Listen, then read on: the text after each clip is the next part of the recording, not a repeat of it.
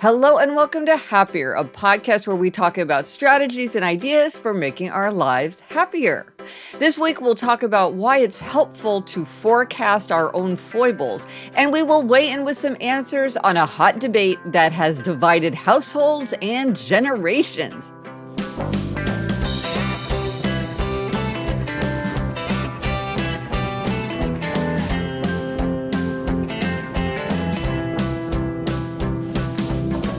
I'm Gretchen Rubin, a writer who studies happiness, good habits, the open door, aka the empty nest, human nature. I'm in my little home office in New York City, and joining me today from Los Angeles is my sister Elizabeth Kraft. And Elizabeth, you and I share a few foibles. That's me, Elizabeth Kraft, a TV writer and producer living in LA. And Gretch, one of the foibles we share is hostess neurosis. That is not even one of the foibles I was thinking of. We do share that foible and several others. But before we jump in, we want to let everybody know that we are introducing a new segment for this next year. So stay tuned for later in the episode for that. Yes, very exciting. This week, our Try This at Home tip is to forecast your own foibles. So, Gretch, explain what this means. Okay, a foible is a minor fault or eccentricity.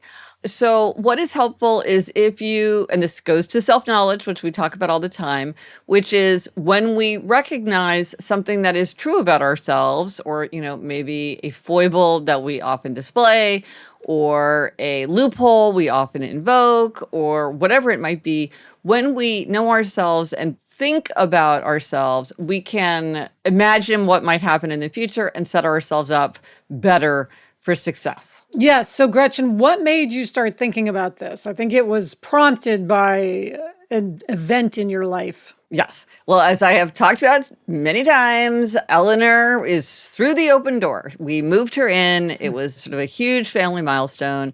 And before we left, it was very funny. There was sort of this webinar about move-in and orientation. And one of the students said, they were talking about this advice and that advice and what do you need and don't bring this. And then she said, just try not to squabble. And I was like, that is good advice. And here are the foibles of mine that are likely to come up, which indeed they did.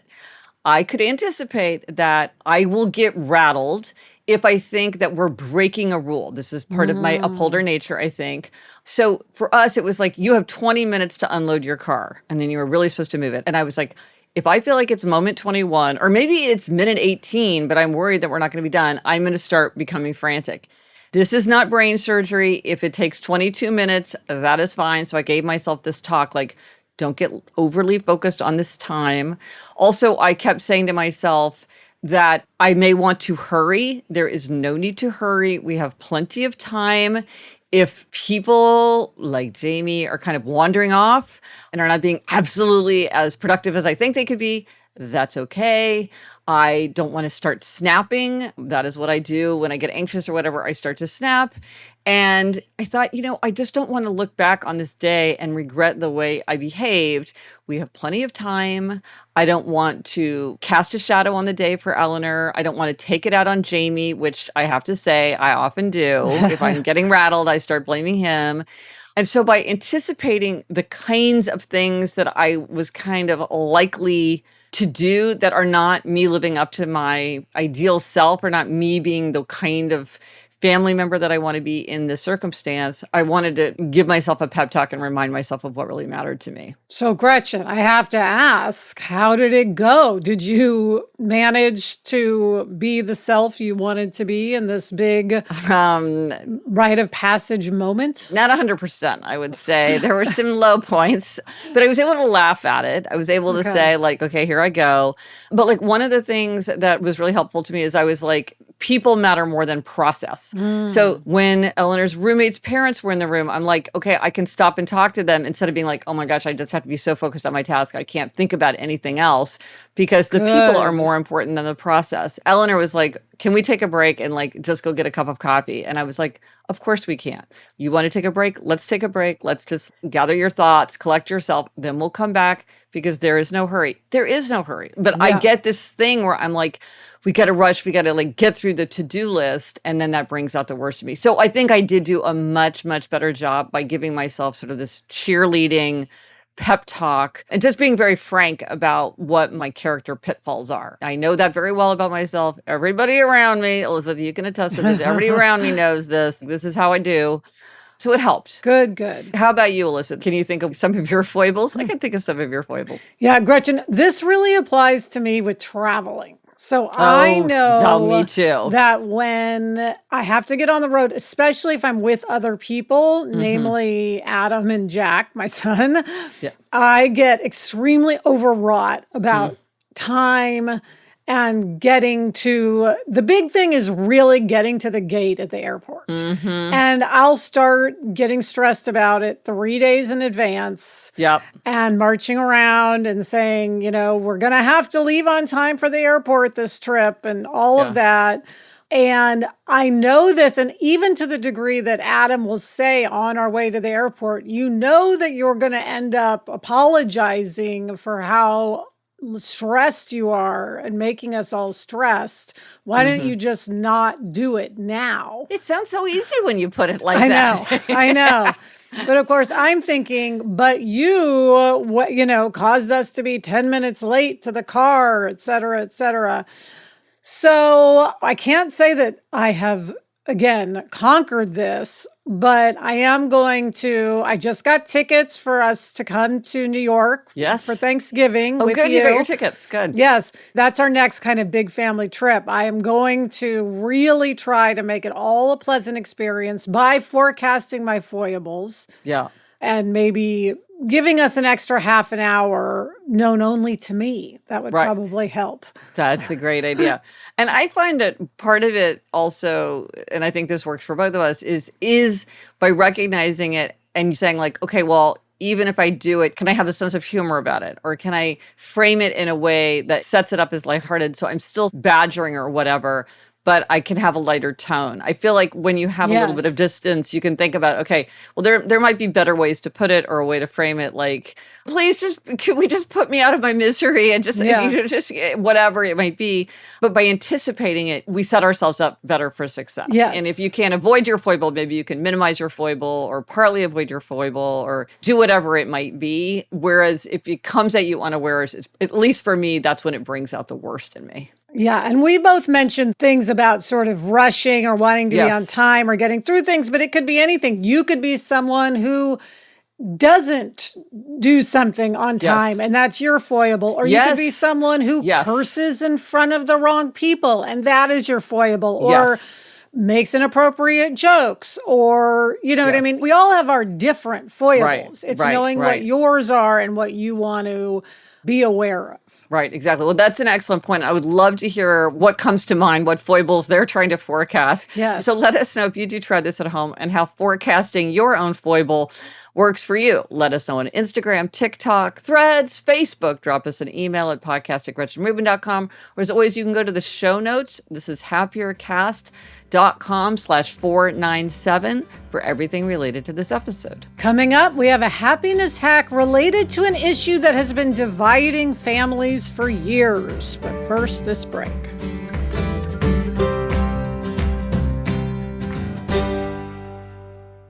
Okay, Gretch, we are back with this week's happiness hack. Reveal. Okay, this is that divisive issue. Is there a best way to load a dishwasher? And if so, what is that best way to load a dishwasher? Yes, this is an issue that many couples in particular have, I think, or roommates.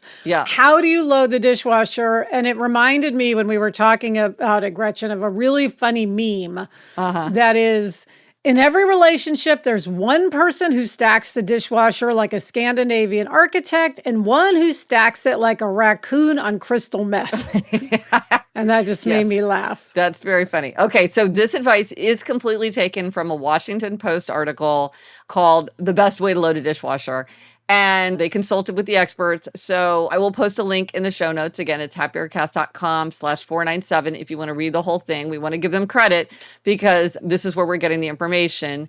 And they consulted with Jessica Eck from the American Cleaning Institute about the guidelines for how and where to load items most effectively. So plates, load these in the bottom rack so they aren't touching one another. Bowls, they can go in the top or bottom rack. Just make sure they're angled down with enough space to let the water reach them and clean them. Pots and pans, yes, you can put these in the dishwasher if there's room. Place them in the bottom rack where the water is hotter and has the most pressure to get anything baked on during cooking.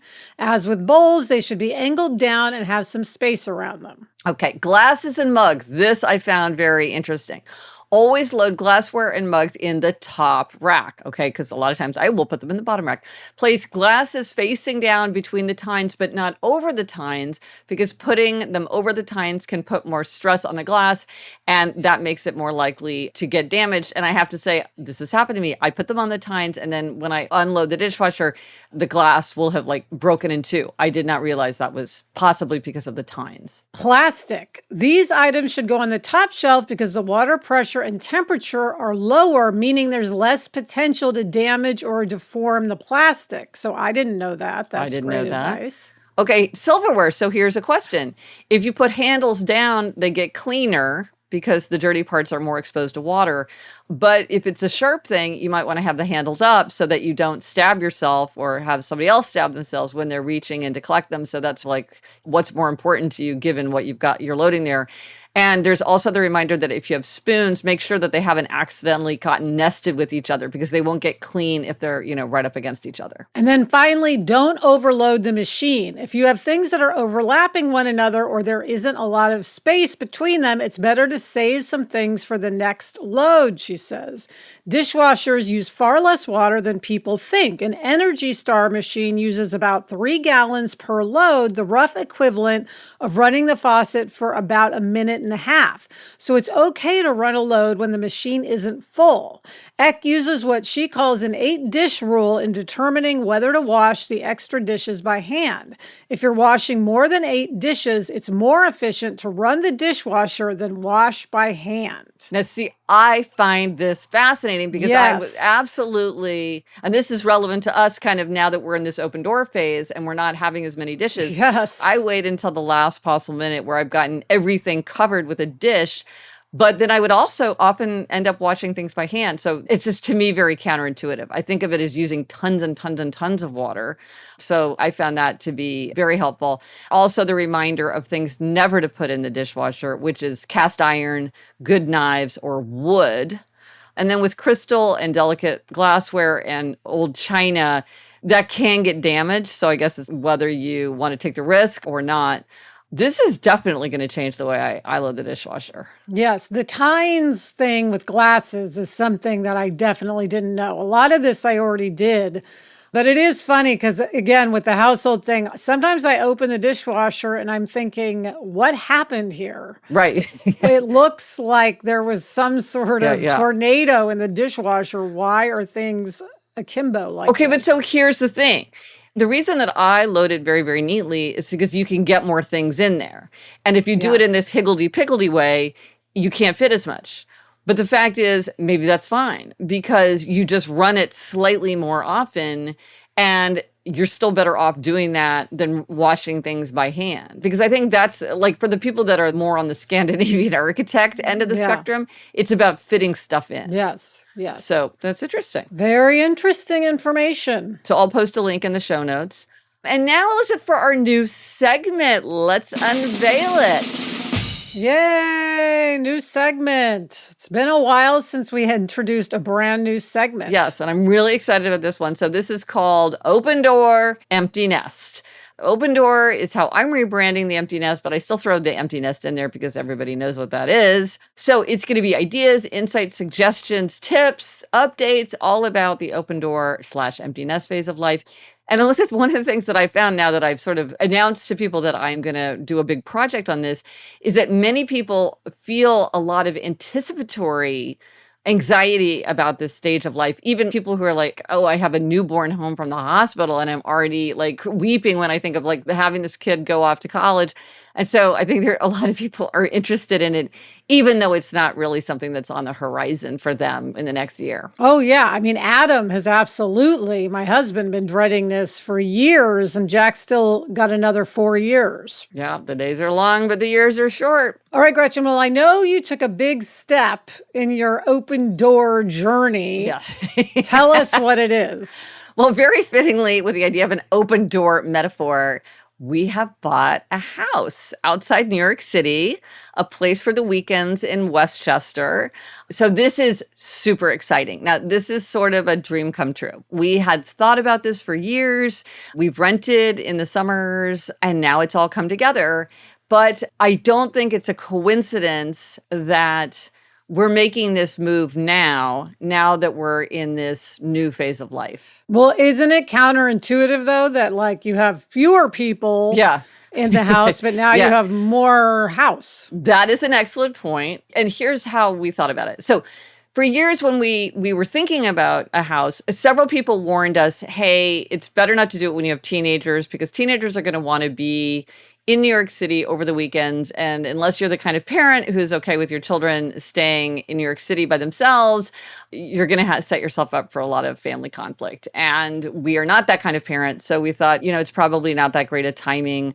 So that was one factor. And also, I think with Eleanor this last year with her gap year, she was away so much. We finally had the mental bandwidth to really think about it, to really focus on it, to spend time on it, like looking and deciding on this big undertaking. It is a huge undertaking. I went through a period, as you know, Elizabeth, I went through a period where I was kind of in shock, I would say, of having done it. It took a while. I was really excited, then I was in shock, then now I'm really excited again. But I think it's really a good time because now Jamie and I have this new thing to do as a couple.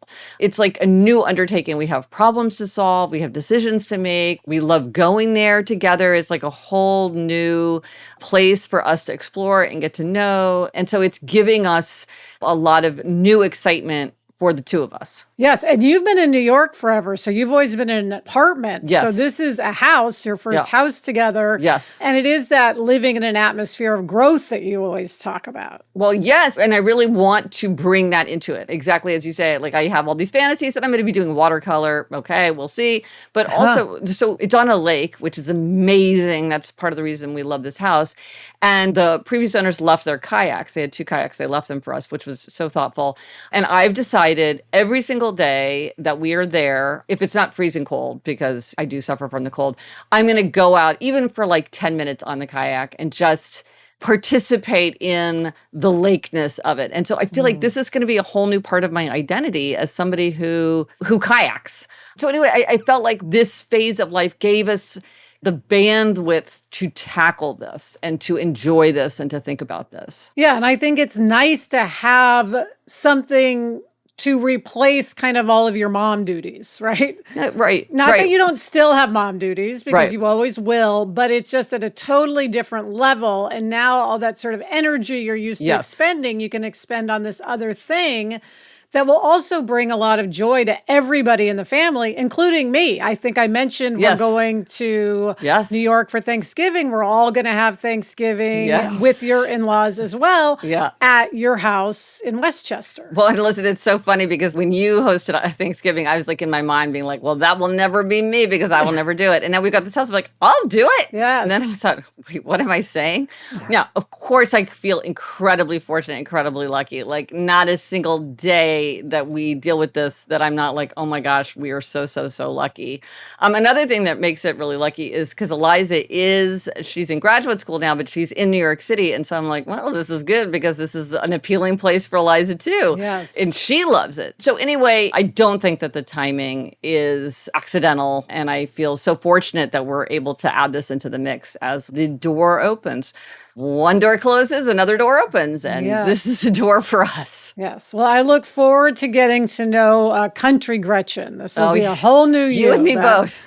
That'll be fun to explore. It's like maybe I'll identify bird song. Like, who knows? All things are possible. Yes.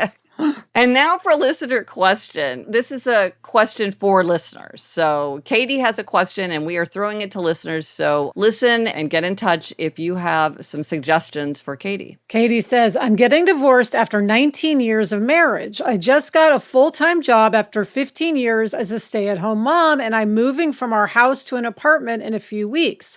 I know this is the perfect time to establish some new habits and mindsets, but I'm so overwhelmed with the logistics of everything that I can't think of what I should try. My boys are 12 and 15, and they'll be living with me half the time. I really want to involve them in creating our new life together. What advice do you and the listeners have for someone going through this life transition? What helped other people move on with their lives and create warm, wonderful households for them and their children? I love the show, and I've been listening since the beginning. So I know listeners are going to have amazing suggestions for Katie. Yeah. Well, this is interesting to me because, I've been thinking about traditions and again, like traditions for this open door phase of life. But this is interesting too, which are how do you think about traditions and your household when they're going between two different places? And so I think listeners are going to have a lot of really interesting, useful suggestions about how to handle this, because this is a very, very common challenge that people face. Yes. And new traditions are great because there's something everybody can sort of rally around and get excited about. Yes. A new tradition is an oxymoron, but it is a very powerful thing. So just bust out and start your own traditions. And it's surprising how enthusiastically people will often join in. Okay, coming up, Gretchen gives herself a demerit related to the open door. But first, this break.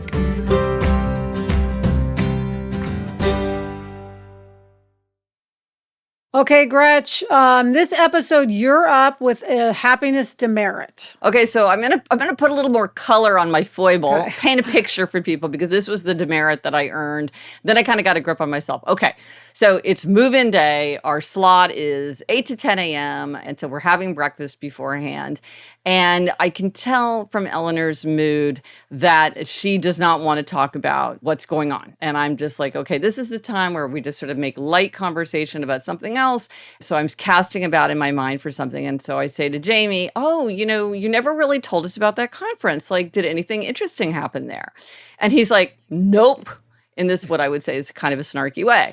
And in my mind, I'm like, okay, where's the yes and, man? And so, but did I say something lighthearted back? Did I make a joke of it? Did I just move on to a different subject of conversation? I was just like, I really said something extremely snarky back. I don't even remember exactly what it was, but I mean, to the point where Eleanor is like, please, let's not get into this now, and whatever. It was a little bit sulky there for a second. It passed very quickly, I think, and it was a good reminder for the whole rest of the day. There was a moment where we had some tension around bed risers that, again, we had to manage as a family. It also passed. But it was definitely the kind of thing where usually it wouldn't have been a problem, but it was in the moment, my snappishness, my desire to control and have everybody play their part the way I wanted them to play their part led to behavior that wasn't optimal. So I give myself that demerit. Well, it may have been a stumble preventing a fall. That moment may have kept you from, 100 moments. But yes, we have a clear sense of how people should play their roles. Yes. That's it. That is so true. And to us, it seems obvious. Yes. And not burdensome. It's just this is no imposition. Yes. This is just people behaving properly. Well, I think that's something we need to explore more because I think that is a huge insight. Yes. Yeah. Well, maybe that's one of the reasons we get along, Elizabeth, is that our expectations for each other match so closely because we were raised together and know each other so well, so that we don't spark this in each other the way sometimes happens with others. Yes, I think that is absolutely true. Okay, so more self-examination to come. But Elizabeth, in the meantime, what is your gold star? Well, Gretchen, I am giving my gold star to palm trees this week. Okay, that's totally different subjects. Yes. Okay. I live in Los Angeles. We have many, many, many palm trees. In particular, there are 3 palm trees in our backyard, which is one of the things we fell in love with in our house that just so happened to kind of, in our minds, represent Adam, Jack, and me. Oh, that's so nice. Because they're in like a triangle of Yes. huge palm trees. Yeah, you put Christmas lights on them, right? Yes, which is so great. They just add to the glamour of life. You know, I Yes. really enjoy life having some glamour to it, Yes. which you wouldn't know from how I dress or don't decorate and don't do all these things that are glamorous.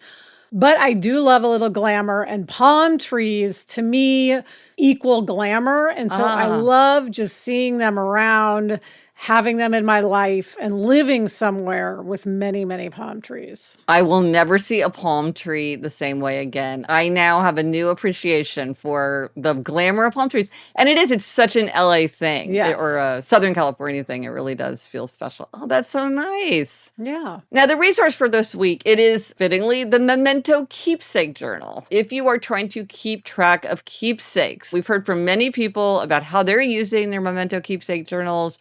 Was part of the back to school process, which is such a fun idea. If you're going to keep one for every school year or maybe for college or whatever it is, it's a really good way to keep things organized. It makes a beautiful keepsake. But the original inspiration I had for the Memento Keepsake Journal was from something that my grandparents gave to Elizabeth and me. You know, Elizabeth, that thing where we put our report cards and our birthday invitations and our school photos and everything. And it's just, to this day, I can easily put my hand on like everything related to like 7th grade. It's so satisfying. So if you keep a memento journal like this, by the end of the year, you'll have a whole curated book with all the mementos to help you look back on in years to come. And so if this sounds interesting to you, go to happiercast.com/memento and you can see what this book looks like. It's an unusual thing. It's very specifically designed for this purpose. I love it. Yes, it's very cool. It's very satisfying. It's like you have exactly the right place to put things. Elizabeth, what are we reading? What are you reading? I'm reading Cue the Sun, The Invention of Reality TV by Emily Nussbaum. And I am reading Mistborn by Brandon Sanderson. And that's it for this episode of Happier. Remember to try this at home. Forecast your own foibles. Let us know if you tried it and if it worked for you. Thank you to our executive producer, Chuck Reed, and everyone at Odyssey. Get in touch. Gretchen's on Instagram, Threads, Facebook, and TikTok at Gretchen Rubin. And I'm on Instagram and Threads at Liz Craft. Our email address is podcast@gretchenrubin.com. Please rate us. Please give us those 5-star ratings. Please give us a review. Please follow the show. And even better than all those is to tell other people about the show. And here comes your rhyming reminder. Like what you heard, spread the word. Until next week, I'm Elizabeth Craft. And I'm Gretchen Rubin. Thanks for joining us. Onward and upward.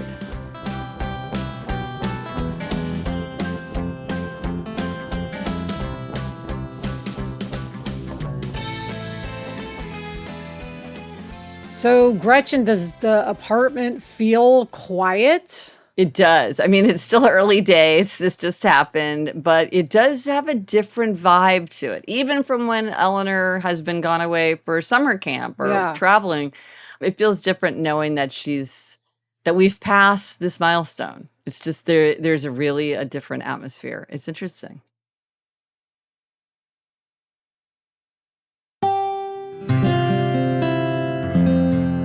From the Onward Project.